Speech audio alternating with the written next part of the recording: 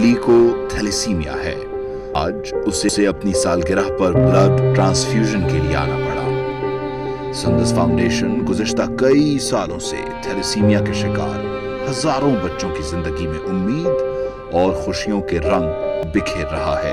رمضان المبارک میں بھی آپ اپنی خیرات، زکوٰۃ اور عطیات سندس فاؤنڈیشن کو بھجوا کر ان بچوں کی زندگی کے ٹمٹماتے چراغوں کو روشن رکھیں. خون کی بیماریوں میں مبتلا، زندگی کے لیے ترستے ہوئے تھیلیسیمیا، ہیموفیلیا اور بلڈ کینسر کے مریض منو بھائی کے بعد اب آپ کی شفقت چاہتے ہیں. انہوں نے ملک کے لیے بہت کچھ کیا. آئیے ہم بھی ان کی سندس فاؤنڈیشن کے لیے کچھ کریں. منو بھائی کے مشن کو آگے بڑھائیں. تو پھر آئیں آپ بھی اپنی زکوٰۃ عطیات سندس فاؤنڈیشن کو دے کر اس رمضان بچائیے کسی بچے کی جان. السلام علیکم. آفاق فاروقی نئے پروگرام ساتھ آپ کے سامنے ہوں. موضوع یقیناً پاکستان ہے، مگر ہم ضمناً مختصراً کہنا چاہیے ایران کے اسرائیل پہ حملوں کا بھی ذکر کریں گے. میرے پاس چند خبریں بڑی دلچسپ ہیں کہ بھٹو صاحب کی برسی 14 اپریل کو منائی گئی لاڑکانہ میں، اور کل لاڑکانہ میں بڑا جلسہ تھا، بہت بڑا. اور وہاں زرداری صاحب کی بلاول کی جو تقریر ہے وہ میں اس پر ایک مختصراً 2-4 جملے اس کے اور اس کے بیک گراؤنڈ میں جو ہو رہا ہے میں اس پر خاص کر گفتگو کروں گا. پھر امریکہ سے میرے کچھ ہندو دوستوں نے، پاکستانی ہندو دوستوں نے رابطہ کیا ہے کہ آپ سکھر سے ہیں اور پریا کماری کو غائب ہوئے 3 سال ہو گئے. سنگرار ایک جگہ ہے، یہیں سے 10-15-20 کلومیٹر پر گاؤں کا علاقہ ہے. یہ شاہوں کی بستی ہے. ناصر شاہ کے رشتہ دار یہاں بڑے پیمانے پر رہتے ہیں. طاہر شاہ جو پی ٹی آئی سے پہلے الیکشن لڑے تھے 2018 میں، اور اس بار ان کا موقع بھی ہو گیا اور اوپر سے آرڈر بھی نہیں تھا تو وہ الیکشن نہیں لڑے. تو یہ ان لوگوں کا گاؤں ہے اور وہاں پریا کماری نام کی ایک 7 سالہ بچی غائب ہو گئی. پھر یہاں جو عام لوکل مقامی لوگ ہیں ان سے جو میری گفتگو ہے اس پہ بات کرنا ہے، تھوڑی سی بات کریں گے. اور پھر یورپ میں، برطانیہ میں جو رشی سونک پرائم منسٹر ہیں، ان کی افطار پارٹی میں یورپ کے برطانیہ کے مسلمانوں نے بھی جانے سے انکار کر دیا، اور ٹوری پارٹی کی سیدہ وارسی جنہوں نے 2014 میں بھی اپنی وزارت سے صرف غزہ کے ایشو پر استعفیٰ دے دیا تھا فارن آفس منسٹر کے طور پر، جو وائٹ ہاؤس میں افطار پارٹی میں نہیں گئے مسلمان، یہاں پہ بھی بائیکاٹ کیا. غلطیاں ہم ایک دوسرے کی فالو کرتے ہیں، اس کے علاوہ ہم دنیا کے منظر کو غور سے پڑھنا نہیں چاہتے، دیکھنا نہیں چاہتے کہ بائیکاٹ سے نہیں ہوتا، بیٹھ کر گفتگو کرنے سے فائدہ ہوتا ہے. بہرحال پھر ساتھ میں محسن نقوی اور امین گنڈا پور کی ملاقات ہو گئی ہے. یہ مین موضوع ہے. اور اس کے علاوہ ایک آپ نے سنا ہوگا بارشیں ہوئی ہیں پاکستان میں، تو ضمن ہی کہہ دیتا ہوں کہ پہلی بار میں نے زندگی میں سنا کہ پاکستان میں 25 لوگ بجلی گرنے سے پنجاب میں اور بلوچستان میں مارے گئے، اور سب کے سب غریب تھے. آپ یہ دیکھیں، وہ کہتے ہیں نا کہ صبر کرو، شکر کر لو، اللہ کی مرضی ہے اور اللہ بہتر کرتا ہے. مگر آپ نوٹ کریں پوری تاریخ ہمیں یہ بتاتی ہیں کہ آسمانی بجلی گرے تو، بھوک نازل ہو تو، اور فسادات ہوں، کہیں خانہ جنگی ہو تو مارے سب جگہ غریبی جاتے ہیں. یہ برف گرتی ہے تو بیچارے مسلمانوں پہ کہتے ہیں نا، مگر یہ برف گرتی ہے تو غریبوں پہ ہی گرتی ہے، وہ کسی صورت میں گرے. یہ بہت بڑا سانحہ ہے. اور یہ جو انوائرمنٹل یہاں چینجنگ آ رہی ہیں جو بہت خوفناک ہیں، جس پر کوئی غور بھی کرنے کو تیار نہیں ہے، فرصت ہی نہیں ہے.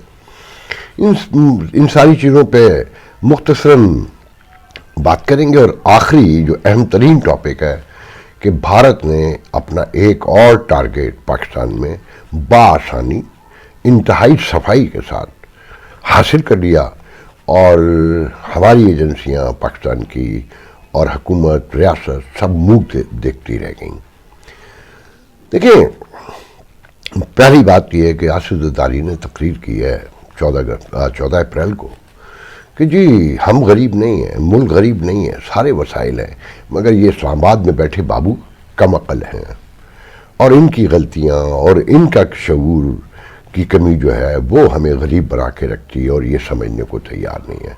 اور ساتھ میں بلاول نے اس پہ یہ کہا وہاں تقریر کرتے ہوئے کہ پی این اے پارٹ 2 بنانے کی کوشش کی جاتی, مولانا فضل الرحمان تحریک انصاف پر ٹریننگ کی ہے, اور یہ لوگ پھر ایک دفعہ جیسے 77 میں ہوا تھا کہ سیاسی عدم استحکام اور معاشی استحکام جو ہے انسٹیبلٹی جو پیدا کر کے وہ اس نظام کو فارغ کرنا چاہتے ہیں. مطلب یہ کہ جمہوریت کو نقصان پہنچانا چاہتے ہیں. تو میں آپ کو مختصراً بس اتنا بتاؤں گا کہ تقریریں میں نے ہمیشہ کہتا ہوں کہ یہاں تقریریں لکھی ہوئی ہیں, اس کے کوئی مطلب نہیں ہوتے ہیں. یہاں تعزیتیں, عیادتیں, افسوس, مذمتیں, یہ سب جملے بازیاں ہیں مطمئن کرنے کے لیے, میڈیا کی پریزنس میں اور دنیا کو دکھانے کے لیے. نہ ان کا سچائی سے کوئی لینا دینا نہیں ہے. آپ یقین کریں لاڑکانہ میں جو جلسہ تھا اس کے لیے ایک تو چارٹر طیارے چنچی کی طرح چل رہے تھے پورے پاکستان سے. زرداری صاحب خود ایک پرائیویٹ جیٹ میں آئے نواب شاہ سے, اور کراچی سے جو سکھر فلائٹ آتی ہے جو واپس جاتی ہے 6:10 پہ, وہ روک لی گئی.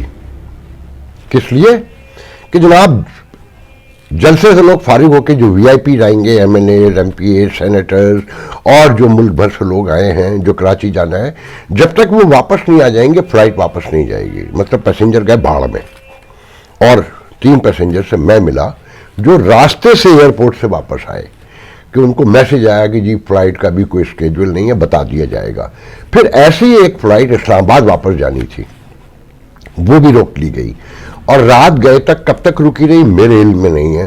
میں صرف آپ کو اتنا بتا رہا ہوں کہ یہ جمہوریت ہے جس کے ذریعے عوام سے انتقام لیا جا رہا ہے اور رونے روئے جا رہے ہیں کہ یہاں معاشیت استحکام نہیں آئے. 2 فلائٹس پوری روک لی گئیں, اور اس پی آئی اے کا حشر تو آپ کو معلوم ہے. اور دیکھیں میں 2009 میں جب یہ پریزیڈنٹ بنے اور ان کی اپنی پارٹی کا پرائم منسٹر تھا یوسف گیلانی, تو میں 27 دسمبر کا بس اتنا سنا دیتا ہوں کہ اس وقت ان کے پاس ایئر فورس 1 بھی تھا کیونکہ پرائم منسٹر ان کا تھا, تو وہ لاہور, اسلام آباد اور سکھر کے درمیان چنچی کی طرح چل رہا تھا. تو یہ جمہوریت صرف دکھانے کے لیے ہے, بتانے کے لیے ہے. مطلب کوئی پوچھنے والا ہے کسی مہذب ریاست میں یہ ممکن تھا کہ آپ فلائٹس روک لیں اور پھر رونے ڈالیں کہ جناب پولیٹیکل انسٹیبلٹی کی وجہ سے جو نا سب کچھ ختم ہو گیا اور لوگ فلانا کر رہے ہیں, دھماکہ کر رہے ہیں, اور پی این اے پارٹ 2 بن رہی ہے. بھئی کیوں نہ بنے؟ یہاں جو حالات ہیں, مجھے سکھر کے ایک پیپلز پارٹی کے ایک انتہائی اہم رکن نے صرف اتنا بتایا کہ افاق صاحب پیپلز پارٹی سندھ میں ایک سردار ہے, وڈیرا ہے, ایک ظالم وڈیرا, اور اب سب ہاری ہیں یہاں. آپ ادھر ادھر ہوں گے تو 10 مقدمے بنیں گے, 20 مقدمے بنیں گے, آپ ساری عمر جیل سے باہر نہیں نکلیں گے. بتایا گیا کہ 3 سال میں 48 ارب روپے آئے اس شہر میں. کتنے؟ 48 ارب روپے ڈیولپمنٹ کے نام پر. 5 سے 6 ارب روپے خرچ نہیں ہوئے. یہ ان کے اپنے لوگوں کا کہنا ہے, یہ میں نہیں کہہ رہا. میں بہت تبصرہ نہیں کروں گا. اسی طریقے سے پریا کماری, مطلب سیٹل سوسائٹی کہہ سکتے ہیں نا, کہ بستی کہہ سکتے ہیں, سکھر کے اراؤنڈ میں 8-10 کلومیٹر پر بچی غائب ہو جاتی, 3 سال ہو گئے. تو خورشید شاہ کا ایک ویڈیو مجھے دکھایا گیا جو بھیجا گیا امریکہ سے, کہ وہ کسی نے سوال کیا کہ جی پریا کماری کو 2.5 سال ہو گئے غائب ہوئے. تو ان کا یہ سوال آپ لوگ جان بوجھ کے کرتے ہیں کہ 2.5 سال پرانے واقعے کو آپ دہرا رہے ہیں, مگر ان کے نزدیک کوئی حیثیت نہیں ہے کون غائب ہو گیا ہے, کس کا بچہ, کس کا بلڈ دنیا میں مسنگ ہے, اور لوگ ان کے پیارے کیسے رو رہے ہیں.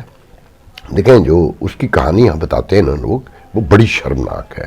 میں اسے دہرانا نہیں چاہتا. مجھے عجیب سا لگ رہا ہے کہ مجھے بتانا بھی چاہیے کہ نہیں بتانا چاہیے کہ وہ بچی کیوں غائب ہے اور اس پر کیا کیا شبہات ہیں. یہاں پر سب کو پتہ ہے, میں نہیں بتاؤں گا. مجھے اچھا نہیں لگ رہا کہ جو الزامات لگائے جا رہے ہیں, اس میں کسی کی ماں کا ذکر ہوتا ہے, کسی کی بہن کا ذکر ہوتا ہے, کسی کے خاندان کی عزت پر حملہ ہوتا ہے, اور وہ بیچارے اپنی عزت بچانے کے لیے پریس کانفرنسیں کرتے ہیں اور انہی لوگوں کے ساتھ بیٹھ کر کرتے ہیں جن کے بارے میں وہ تنہائی میں بتاتے ہیں کہ ہماری بچی ان کے پاس ہے. بس میں اس سے زیادہ نہیں کہوں گا. دیکھیں جو ایران کی بات ہے نا, جو حملہ کیا ہے اسے ایک علامتی حملہ سمجھیں، ورنہ دنیا میں کسی جنگی اسٹریٹجی یہ ممکن نہیں ہے کہ آپ نے حملہ کیا ہو اور آپ کا حملہ 1 گھنٹے کے بعد پہنچے اور دشمن فوج کو تیاری کا موقع مل جائے۔ بیسکلی سمبولک اس لیے ہے کہ امریکہ کسی نے تبصرہ کیا ہے، کسی ایرانی اسکالر نے، امریکہ میں میرے خیال میں، کہ یہ امریکہ کی اور اسرائیل کی فلاسفیکل تھاٹ کی، اس کے وزڈم کی ناکامی بتاتے ہوئے ظاہر کرتی ہے کہ ان کے تصور میں بھی نہیں تھا کہ ایران ڈائریکٹ براہ راست حملہ بھی کر سکتا ہے، جو اس نے کر دیا۔ سمبولک ہی صحیح کہ آج یہ سمبولک ہوا ہے، کل دوسرا بھی ہو سکتا ہے۔ اور اسرائیل کے خلاف جو دنیا میں اس وقت نظر آ رہا ہے وہ آپ کو پتہ ہے، مگر اس کے ساتھ جڑے رہنا برطانیہ اور امریکہ کی مجبوری ہے۔ یہ ایک انٹرنیشنل پالیٹکس ہے، انٹرنیشنل انٹرسٹ ہے کہ اردن نے بھی آپ نے دیکھا کہ ڈرون گرائے، اور ڈرون کیا، مجھے تو ایسا لگتا ہے وہ ڈرون جیسے نہیں شادی بیاہ میں جو فوٹو شوٹ کے لیے منگوائے جاتے ہیں کہ آپ 400 چھوڑ دیں، 500 چھوڑ دیں، جو 45 سے 50 منٹ میں پہنچنے راستہ طے کرتے ہوں، انہیں مار گرانا کون سی کوئی بڑی بات ہے؟ جب پہلے سے پتہ ہو کہ جناب یہ چھوٹ گئے، نکل چکے ہیں، ہماری طرف بڑھ رہے ہیں اور ابھی 1 گھنٹے کا ٹائم باقی ہے، تو میں اسے کوئی اتنی امپورٹنٹ، بس اس حد تک ہے کہ جی بہت سمبولک ہے۔ اور آنے والی پولر ورلڈ جو آلریڈی پولر ورلڈ ہے، اس میں مزید کیا کیا ہونا ہے، اسرائیل اب کتنا اٹیک کرے گا، کہ امریکہ نے صاف کہہ دیا کہ ہم کسی ایسکلیشن میں اسرائیل کا ساتھ نہیں دیں گے۔ بائیڈن کو نتن یاہو کے بارے میں خوب پتہ ہے، اور ڈیموکریٹ ایڈمنسٹریشن کو بھی پتہ ہے، امریکہ کی اسٹیبلشمنٹ کو بھی پتہ ہے، اور امریکن سینٹیمنٹ بھی پتہ ہے۔ دیکھیں، جو میری معلومات ہے نا، کے پی کے میں جو حکومت ہے اس کے بارے میں ایک صاحب بہت ہی وثوق سے جو پی ٹی آئی کے تھے، اور میں بہت ڈسکرپشن نہیں دے سکتا کہ لوگوں پہ شبہ ہو جاتا ہے، وہ انڈر انویسٹیگیشن آ سکتے ہیں، تو ان کا کہ دیکھیں امین گنڈاپور، یقین رکھیں کہ ان کا آدمی ہے۔ افطار پارٹی تو آپ نے سن لیا ہوگا کہ جو یہ کور کمانڈر ہاؤس میں ہوئی، جس پہ سیف نے کہا، وہ جو اسٹیبلشمنٹ کا پرانا آدمی ہے، جو سینیٹر بھی رہا ایم کے ایم سے، جو ترجمان ہے کے پی کے کا آج بھی اور پہلے بھی تھا، وہ کہتا ہے کہ جی ہماری فوج ہے تو ہم کیا انڈین فوج کے پاس گئے تھے جو اتنا تماشا لگ رہا ہے؟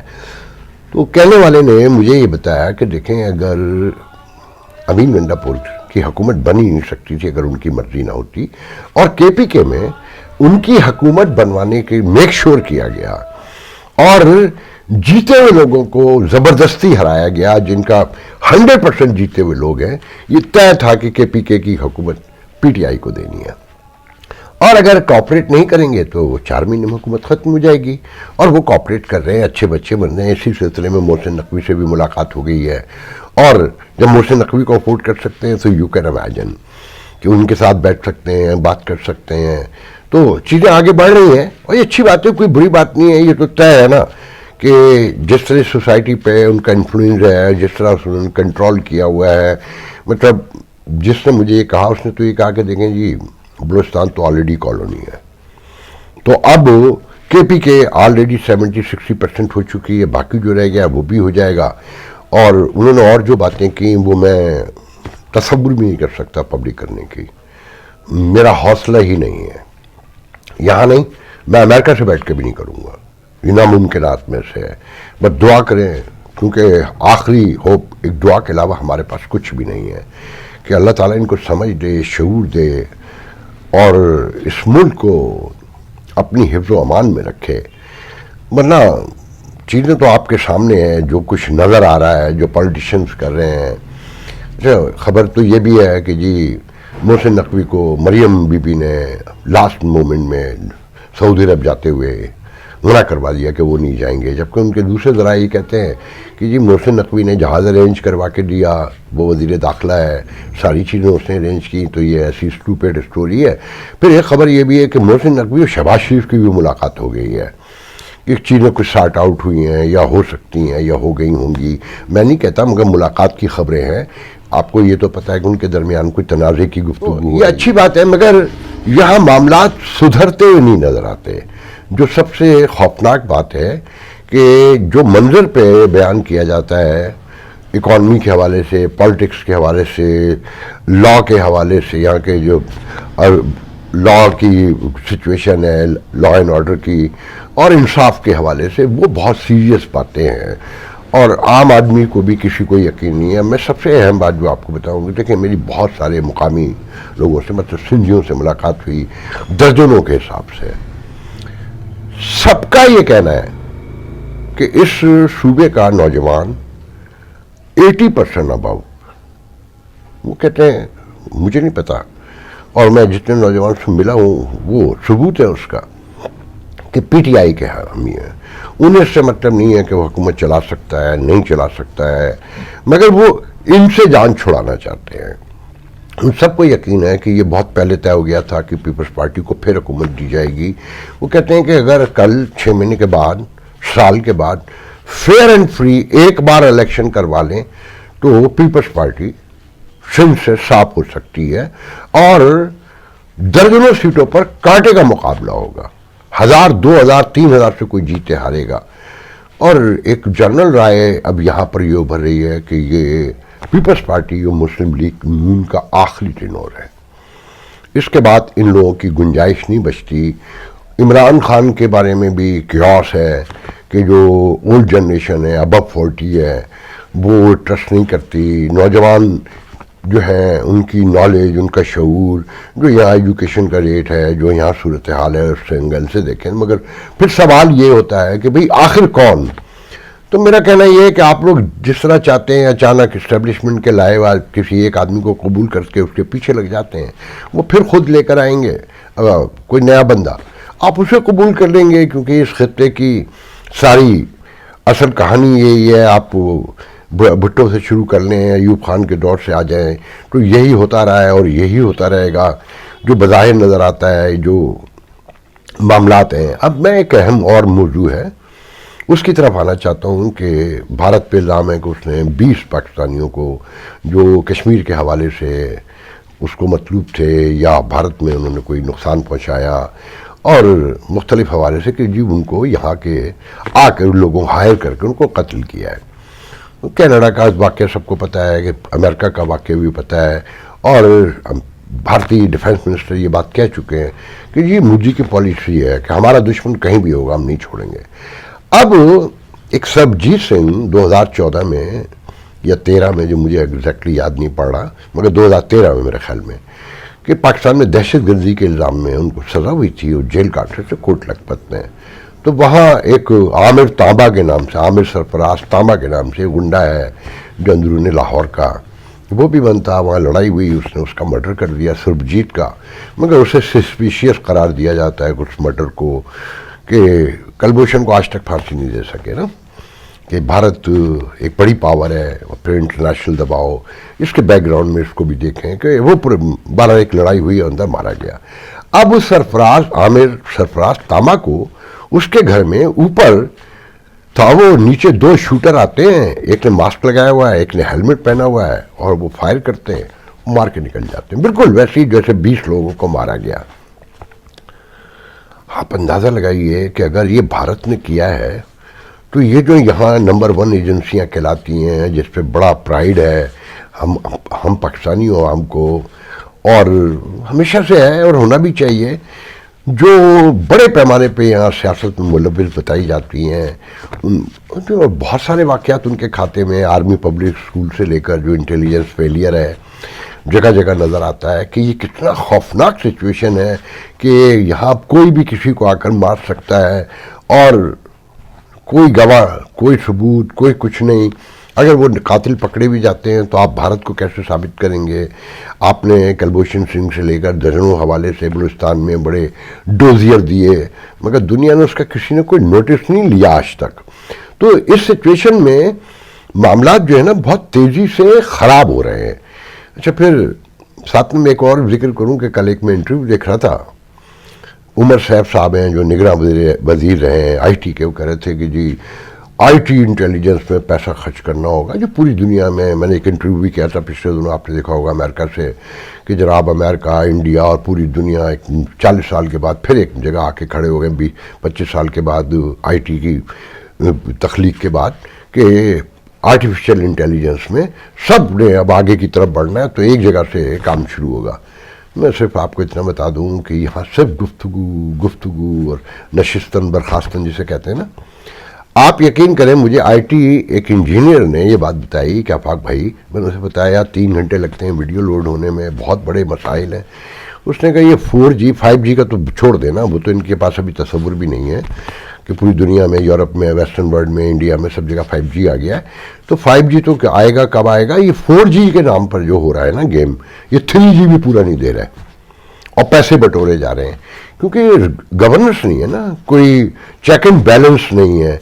तो जब चेक एंड बैलेंस ना हो तो यहाँ सरमायाकारी, यहाँ तरक्की, खुशहाली, आप यकीन करें कि कल मैंने वीडियो सिर्फ इसलिए नहीं किया कि एक तो मेरा ये माइक जो है ना गायब हो गया था, इधर उधर हो जाता है, फिर थोड़ी सी देर हो गई तो मैंने कहा 3 घंटे कौन इसको लोड करेगा और कितनी देर आदमी वो कर सकता है कि 8 घंटे लगे एक वीडियो बनाने में आपको टोटल, तो ये बहुत मुश्किल काम है। तो यहाँ जो है लोगों को ट्रस्ट खत्म हो गया है रियासत पर से। आखिर में बस मैं इतना कहूँगा कि ये जो बरतानिया के मुसलमानों ने और दूसरी पार्टियों में शामिल मुसलमानों ने प्राइम मिनिस्टर की इफ्तार पार्टी का बाइकाट किया है, इससे गजा का मसला कोई सोल्यूशन तो आने सरा, इससे आपकी सिस्टम से दूरियां पैदा होंगी। अमेरिका में भी इफ्तार पार्टी में जाने से इनकार किया, लेकिन यूरोप, अमेरिका आपके आबाई वतन नहीं है। ये डेमोक्रेसी है जो आपको ये हक देती है कि आप बाइकाट करें, आप इलेक्शन लड़ें, आप इलेक्शन ना लड़ें, आप जलसा करें, आप ना करें, आप बाहर निकलें, मुजाहरे करें। ये सब उन मुल्कों की कॉन्स्टिट्यूशनल जो राइट्स हैं उसके बाइस है। तो आप उसका फ़ायदा बाइकाट करके ना उठाएं। मैं तो ये समझता हूँ आपको बैठकर बात करनी होगी और हुकूमतों के, इस्टेब्लिशमेंट के, खित्ते के अपनी रिक्वायरमेंट्स होती हैं। अवाम में और रियासत के किरदार में बड़ा फ़र्क होता है।